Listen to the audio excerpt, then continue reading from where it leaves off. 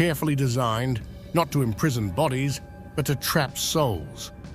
For centuries, cultures across the world have pointed to the same place, the same symbol, the same god, Kronos, the devourer, the titan of time, the great judge of the dead. In occultism, in ancient religions, in secret lodges from Babylon to the present day, the pattern repeats.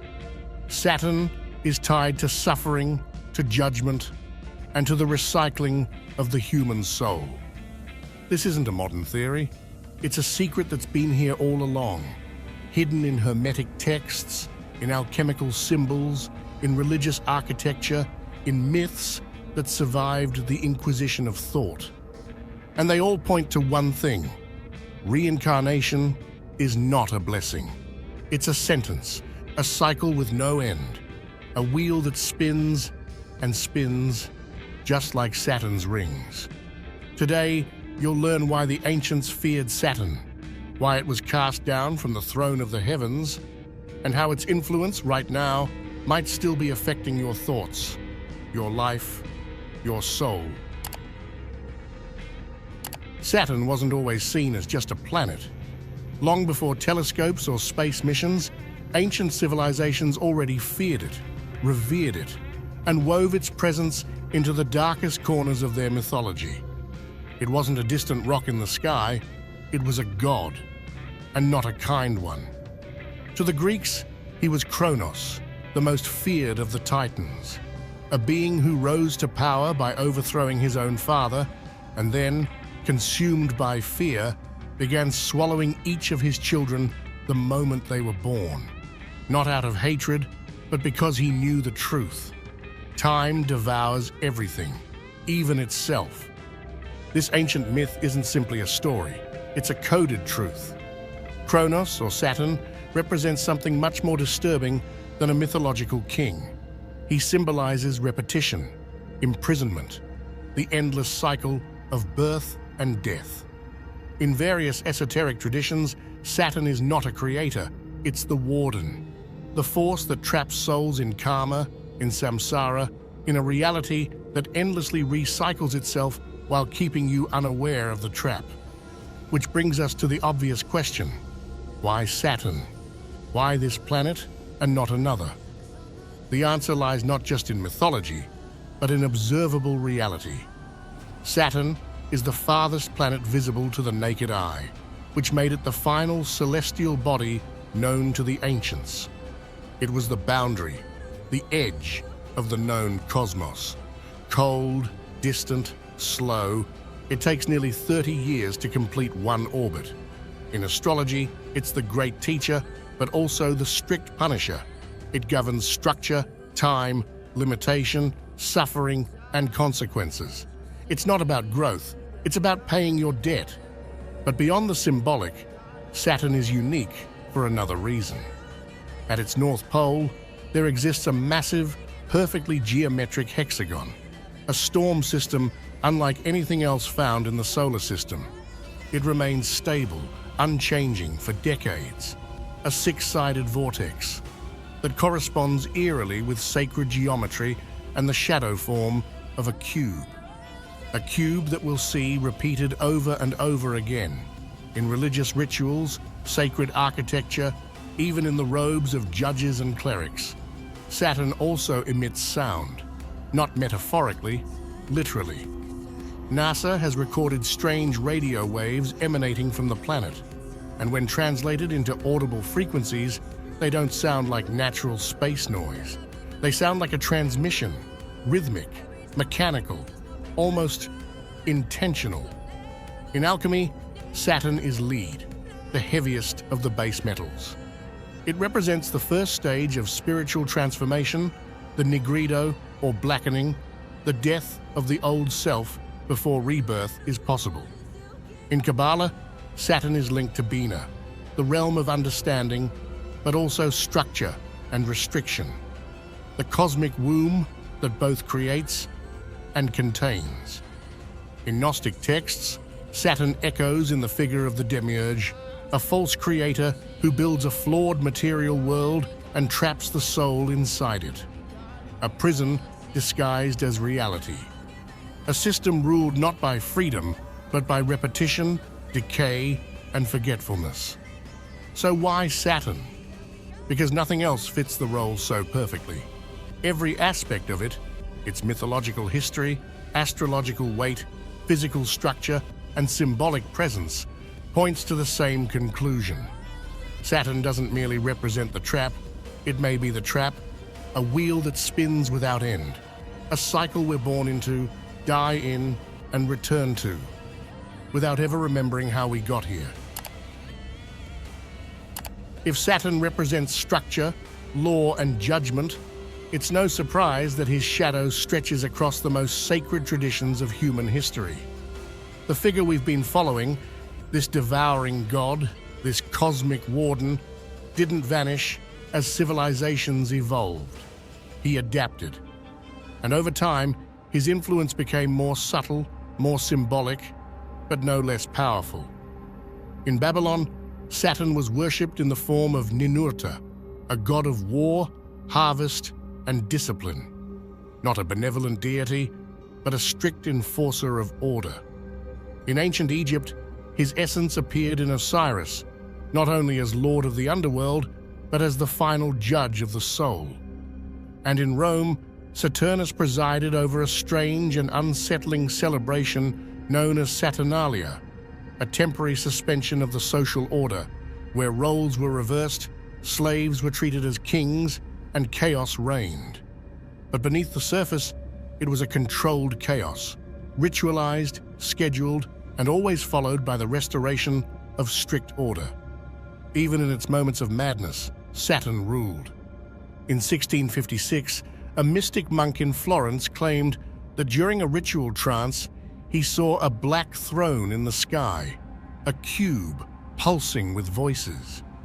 He believed it to be Saturn's seat of judgment.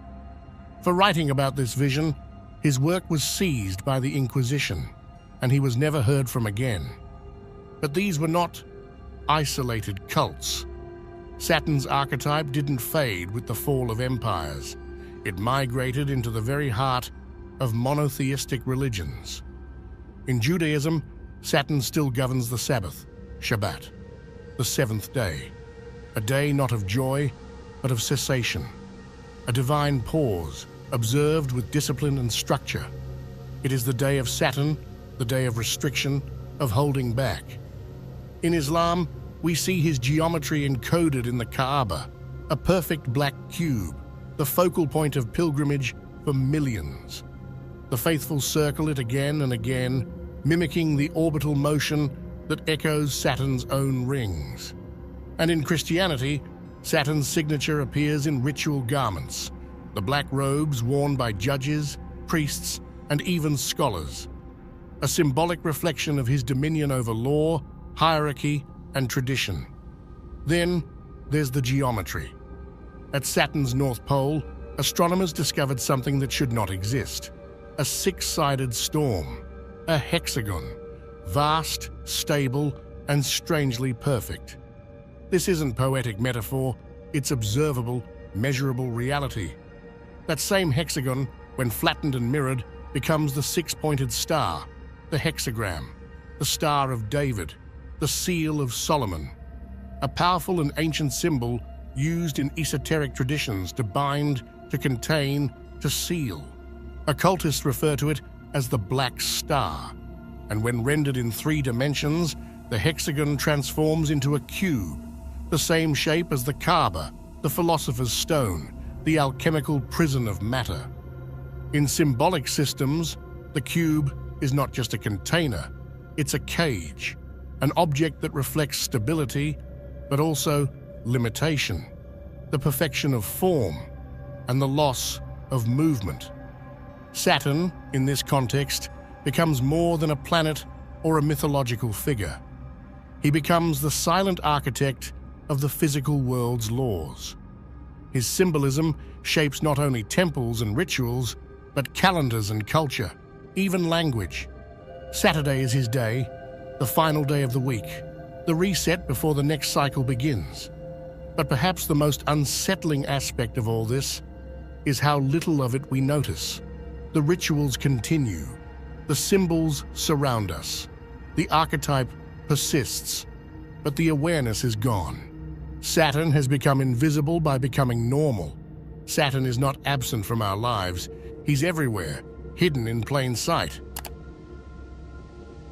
If Saturn truly represents the boundary, the weight, the endless repetition of time, then we have to ask, what is it containing?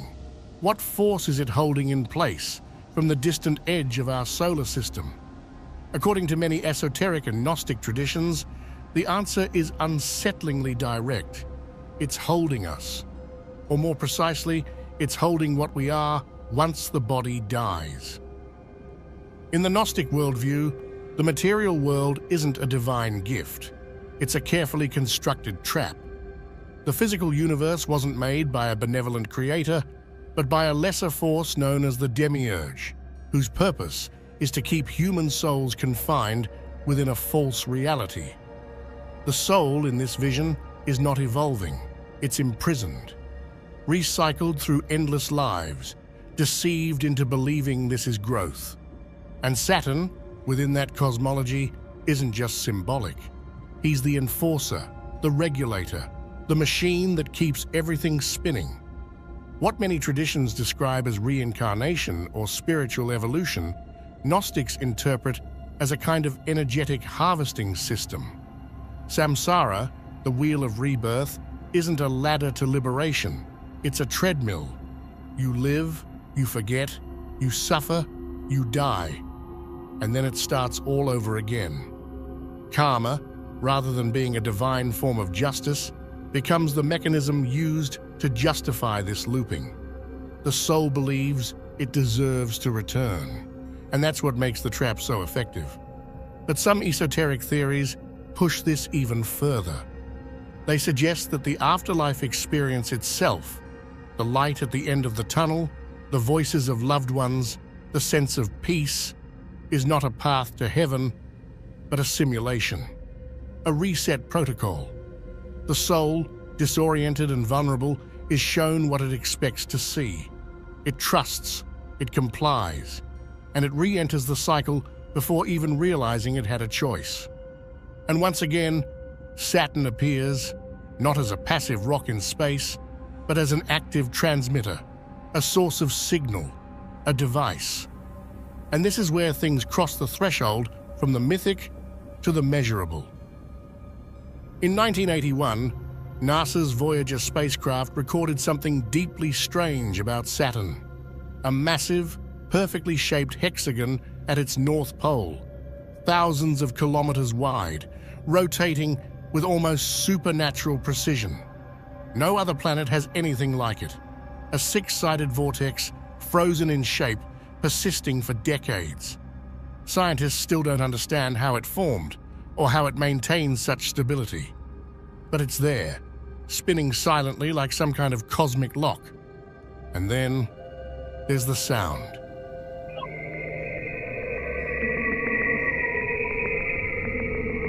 Saturn emits radio waves, deep, oscillating pulses that can be picked up and translated into audio. What you hear is not the roar of cosmic wind, nor the static of empty space. It's something else, something structured, repetitive, mechanical. It sounds like a signal, which raises a very serious question. Is Saturn broadcasting something? In occult traditions, sound is never just sound. It's a force. Frequencies are believed to influence the mind, affect emotions, even alter awareness. Ancient chants, mantras, and harmonics were all built around this idea. And modern science, in its own way, is beginning to confirm it. We know that vibration can structure matter, that waves can influence brain activity. So what if this signal, the hum that pulses from Saturn, is part of the trap? Not just a sound, but a code, a frequency that locks the soul into a certain state, keeps the illusion running, makes sure we never ask too many questions. And when you add it all up, the symbol, the geometry, the sound, the myth, it starts to look less like coincidence and more like design. If Saturn is the core of this system, then time itself becomes a kind of fuel. Death and rebirth are not transitions, they're loops, and we are the ones being processed. Because Saturn doesn't just represent control. Saturn is control. He feeds on cycles, on memory, on repetition, and most of all, on time. We live our lives believing in choice, in purpose, in progress, when in reality, we may simply be moving along the path carved out for us by a system far older and far colder than we've ever imagined. By now, it's clear that Saturn's presence is not merely mythological, nor confined to the distant reaches of our solar system. It's systemic, symbolic, embedded not only in ancient rituals, but in the very architecture of our reality. And nowhere is this more apparent than in one of its most enduring and mysterious symbols, the black cube. The cube appears again and again throughout time, in the Kaaba at Mecca, circled endlessly by pilgrims, in Jewish tefillin strapped to the forehead during prayer, in the robes of priests, judges, and scholars, the ritual black that marks authority and order. And in modern esoteric thought, the cube is Saturn's throne, his geometric signature, a perfect container, 6 faces, boundaries on all sides. It represents stability, yes, but also confinement, structure, and stasis. The cube is the trap. And it's not just outside us, it mirrors the structure of belief itself, the mental box we're conditioned to live in, to think within, to never question. David Icke's theory expands this further. Saturn, he suggests, is not just a planet. It's the central transmitter in a vast, energetic architecture. The moon receives the signal, and together they project a field, one that overlays our perception and manipulates the bandwidth of our awareness. What we perceive as reality may be little more than an encoded illusion, a vibration broadcast into the mind, interpreted by senses we never chose. The prison, in this view, isn't made of walls. It's made of signals, frequencies, agreements we never consciously made. And the cube, it's the perfect metaphor, a symbol of limitation hidden in plain sight. We move within it, pray toward it, even dream inside it, never realizing it was built to contain us. But here's the paradox Saturn cannot control. What cannot be measured cannot be confined. Awareness, true awareness, is dimensionless. It's not bound by geometry or language or even time. It is the raw presence that sees the trap and steps beyond it. This is what the ancients tried to teach, buried beneath layers of metaphor and myth. That liberation isn't granted, it's remembered. That the walls of the cube dissolve the moment you see them for what they are. Projections, mental architecture, belief systems mistaken for truth. The escape doesn't come from outside, it comes from within, from the collapse of illusion, from the moment you stop identifying with the echo and begin listening to the silence behind it. Because if Saturn is the architect of the cube, then awareness is the door. And the key? It's not hidden. It's the very thing you've carried all along, the ability to remember who you are, beyond name, beyond form, beyond fear. So when you see the black cube again, on a flag, in a temple, in your dreams, don't look away. Look through it. Because the cube is not just a prison, it's a question. And the answer has always been you. After everything we've explored, myth, science, symbolism, religion, there's something that becomes hard to ignore. The idea that Saturn has always been more than just a planet. Not just out there in the sky, but present in the systems that shape our lives, our beliefs, and even our perception of reality. But the point of all this isn't to create fear or to build a new myth to replace the old ones. It's to recognize a pattern, one that's repeated across time, cultures, and traditions, and to ask the right questions about it. Because once you understand what Saturn represents, you begin to understand the system you were born into. And more importantly, that you don't have to stay asleep inside it.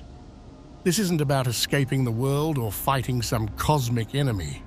It's about realizing that many of the limits we've accepted, whether spiritual